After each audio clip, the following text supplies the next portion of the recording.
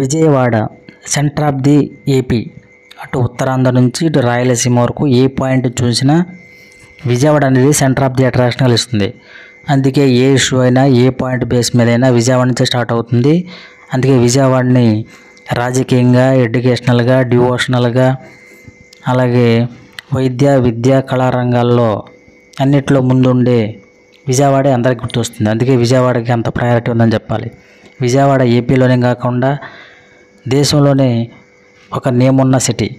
ఎందుకంటే విజయవాడ పేరు చెప్తే గుర్తొచ్చే చాలా పాయింట్లే ఉన్నాయి. వాటిలో ప్రకాశం బ్యారేజ్, కృష్ణానది ఎండింగ్ పాయింట్ ప్రకాశం బ్యారేజీ అలాగే విజయవాడకి ఐకానిక్గా మిగిలింది. అలాగే railway station, south central railway, లక్షలాది మంది ప్రజలు ఈ రైల్వే ద్వారా ఒక ప్లేస్ నుంచి వేరే ప్లేస్ ట్రావెల్ చేస్తూ ఉంటారు.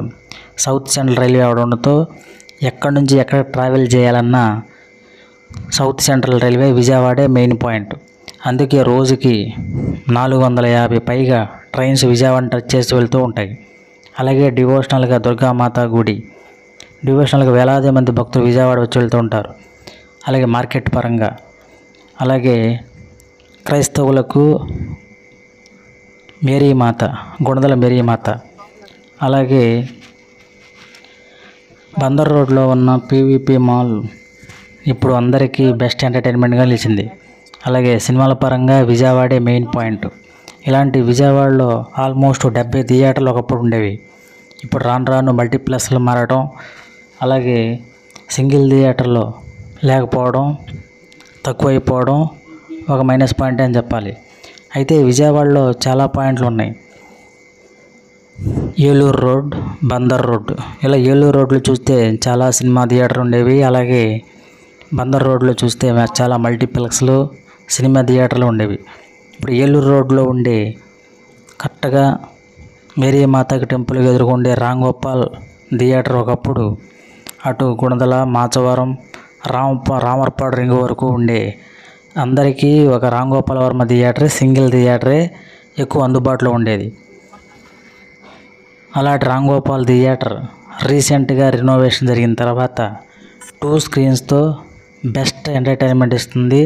అలాగే సూపర్గా బెస్ట్ ఎక్స్పీరియన్స్ ఫ్యామిలీతో అందరిని అట్రాక్ట్ చేసే ఒక బెస్ట్ ఎంటర్టైన్మెంట్ మాల్గా మిగిలిందని చెప్పాలి. మల్టీప్లెక్స్కి ఏమాత్రం తీసిపోని విధంగా ఈ సినిమా స్క్రీన్ డిజైన్ చేశారు. 2 స్క్రీన్స్తో వెల్ సిట్టింగ్ ప్లాన్తో అందరినీ ఆకర్షించే విధంగా ఉంది ఈ థియేటర్. ఇటు మాచవరం డౌన్ నుంచి రామర్పాడు రింగ్ వరకు గుణదల ఈ ఏరియా పబ్లిక్ అందరికీ మల్టీప్లెక్స్కి ఏమాత్రం తీసిపోనే విధంగా ఉన్న ఈ రామ్ థియేటర్ రామ్ గోపాల్ వర్మని రినోవేటివ్ చేసిన తర్వాత రామ్స్ సినిమాగా మార్చారు. ఇది అందరికీ అందుబాటులో ఉన్న ప్రైస్తో బెస్ట్ ఎక్స్పీరియన్స్ 4K డాల్బీ అట్మాస్తో సూపర్గా రినోవేటివ్ చేసిన తర్వాత అందరికీ అందుబాటులో ఉండే ప్రైస్తో బెస్ట్ ఎక్స్పీరియన్స్ అందిస్తుందని చెప్పడంలో ఎటువంటి సందేహం లేదు. ఈ థియేటర్లు ఇప్పటి వరకు ఏలూరు రోడ్లో ఉన్న చాలా థియేటర్లు క్లోజ్ అయిన తర్వాత అందరూ ఇప్పుడు మల్టీప్లెక్స్లకే ఎక్కువ ఆదరణ ఉన్న టైంలో ఇలాంటి థియేటర్ తీసుకురావడం ఒక బెస్ట్ అనుభూతి అని చెప్పాలి ఈ ఏరియా పబ్లిక్కి. అలాగే చాలా థియేటర్లో సింగిల్ థియేటర్ క్లోజ్ అయిపోయి రెంటలకి లేదంటే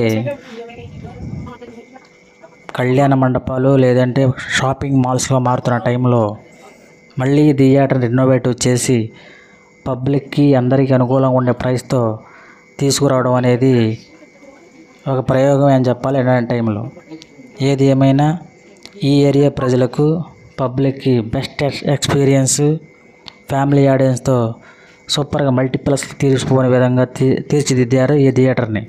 ఇటు స్క్రీన్స్లో కానీ సిట్టింగ్లో కానీ సూపర్ ఎక్స్పీరియన్స్ కలిగిస్తుంది. ఈ థియేటర్ చూసిన తర్వాత ఒకనాటి రాంగోపాల్ థియేటర్ అనిపించింది. రాంగోపాల్ థియేటర్ని ఇప్పుడు రినోవేటివ్ చేసిన తర్వాత రామ్ సినిమాగా మారింది. అందరికీ అందుబాటులో ఉండే ప్రైస్తో బెస్ట్ ఎక్స్పీరియన్స్ మల్టీప్లెక్స్కి తీసిపోని విధంగా ఈ ఏరియా పబ్లిక్కి 2 స్క్రీన్స్తో అంటే 2 movies at a time 2 movies run అయ్యే విధంగా 3, 4, 5 రెనోవేటివ్ చేశారు ఈ థియేటర్ని. Experience, DTS, Dolby Atmos, AC, air కండిషన్తో అందరికీ అందుబాటులో ఉండే ప్రైస్తో తీసుకురావడం ఒక బెస్ట్ ఎక్స్పీరియన్స్ అని చెప్పాలి. రామ్ గోపాల్ వర్మ రామ్స్ థియేటర్గా మారటం ఈ ఏలూరు రోడ్లో పబ్లిక్కి అందుబాటులో వచ్చిన బెస్ట్ థియేటర్, బెస్ట్ ఎక్స్పీరియన్స్ అందించడంలో ఎటువంటి సందేహం లేదు.